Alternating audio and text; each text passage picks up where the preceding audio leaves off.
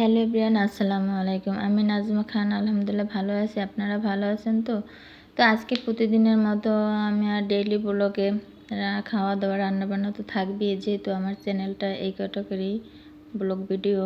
তাই আমি কাজের ফাঁকে ফাঁকে আপনাদের সাথে কিছু কিছু কথা শেয়ার করি বা প্রতিদিনের কাজগুলো শেয়ার করি। তো আমি 2-3 দিন আগে আমি একটা রান্নাবান্নার ভিডিও দিছিলাম। পরে আমাকে অনেকজনে অনেকটাই কমেন্ট করছেন যে আমি শুধু রান্নাবান্না নিয়েই থাকি, দেশের পরিস্থিতি বেহাল অবস্থা। তো আসলে ভাই, আপনারাও দেখতেছেন, আমিও দেখতেছি, আপনাদেরও কষ্ট লাগে, আমারও কষ্ট লাগে, কারণ আমিও ছাত্রী ছিলাম ভার্সিটির। বেশি এখনও আমার সার্টিফিকেট ভার্সিটিতেই আছে বলতে গেলে, এখনও আমি রানিং ছাত্রী। তারপরও আমি একজন মানুষ, সবার উপরে আমি একজন মানুষ। তো সব কিছু দেখার পর আমারও খারাপ লাগে। তো আমি এই সম্পর্কে কিছু বলি না কেন, বা শুধু রান্নাবান্না করি কেন, এটা নিয়েও আপনাদের সমস্যা। আমি কেন বলি না, আসলে কি এমন কিছু ঘটছে বা ঘটতেছে, এগুলা বলার বাহিরে। তাই আর আমার আসলে পেজটা এতটা বড় না, আমার পেজটা খুবই ছোট একটা পেজ। তাই আমি কি বলবো বা কিভাবে আমার পেজে রিয়্যাক্ট হবে, এটা ভেবেও আমি অনেক কিছু বলি না। তো হয়তো আপনাদের উত্তর পেয়ে গেছেন। যাই হোক, তারপরও এখন সব কিছু সংকটমুক্ত মনে হচ্ছে, বা আরও সংকটমুক্ত হবে আলহামদুলিল্লাহ। তো সবাই ভালো থাকবেন।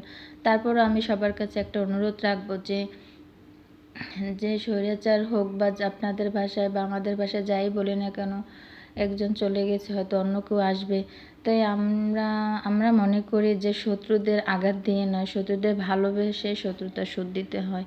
তাই সবাই দল বল নির্বিশেষে সবাই কাঁধে কাঁধ মিলে, হাতে হাত মিলিয়ে আমরা যেন সুন্দর একটা পরিবেশ তৈরি করি, এতটুকু অনুরোধ সবার কাছে।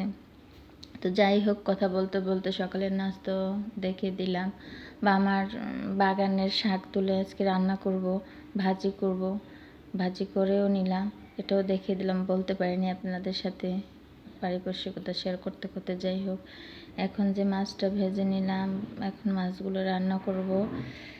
এই মাছগুলো হচ্ছে একদম অথেন্টিক পুকুরের মাছ, দেশি মাছ। কারণ আমি আমার শ্বশুরবাড়ি গেছিলাম, ওখানে যাওয়ার পরে আমার বড় ভাসুর, বৃষ্টির মধ্যে গেছি তো বৃষ্টির মধ্যে তো অনেক কই মাছ ওঠে।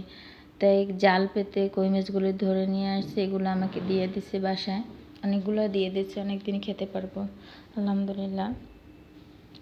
তো এগুলা ভেজে এখন রান্নাবান্না করে নিলাম।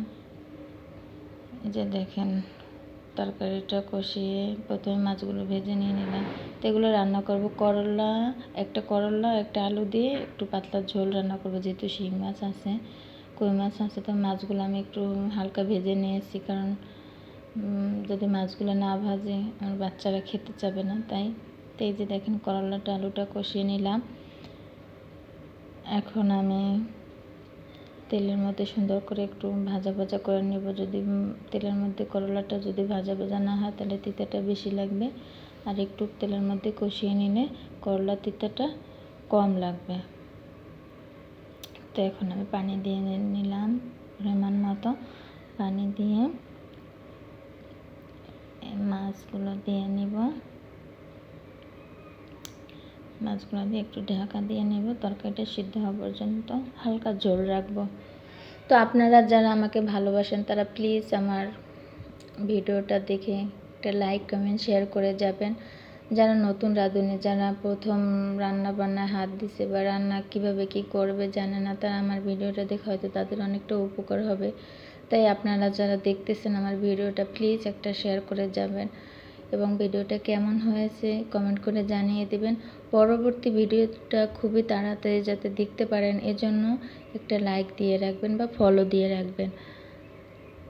তো এই হচ্ছে আমার প্রতিদিনের কাজ। এর বাহিরেও কাজ আছে, সেটা হয়তো আজকে নয়, বাচ্চাদের স্কুল বন্ধ, আমার রান্নাবান্না শেষ, এখন ধোয়া মোছা করে নিলে শেষ হয়ে যাবে।